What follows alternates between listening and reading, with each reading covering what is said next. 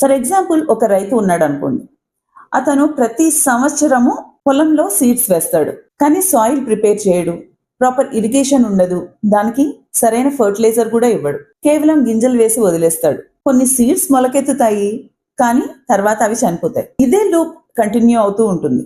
ఇది exactly poor encoding తో study చేయడం లాంటిది. మీరు చదువుతారు కానీ మర్చిపోతారు, మళ్ళీ చదువుతారు కానీ మళ్ళీ మర్చిపోతారు. ఇది ఒక లూప్ లాగా కంటిన్యూ అవుతూనే ఉంటుంది. దీనికి ఒక ఎండింగ్ అంటూ ఉండదు. కానీ స్మార్ట్ రైతు ఏం చేస్తాడు?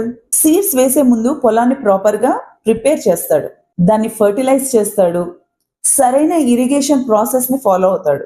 సీడ్స్ వేసినప్పుడు డీప్ రూట్ తీసుకుంటాయి, వాటర్ తక్కువగా ఉన్నప్పటికీ కూడా సర్వైవ్ అవుతాయి. సో క్రాప్ ఈల్డ్ అనేది చాలా బాగుంటుంది. ఎన్కోడింగ్ బాగా చేయడం కూడా బ్రెయిన్ ని ప్రిపేర్ చేయడం లాంటిది. ఇది ఇన్ఫర్మేషన్ ని పర్మనెంట్ గా మీ బ్రెయిన్ లో గ్రో చేయడానికి ఉపయోగపడుతుంది.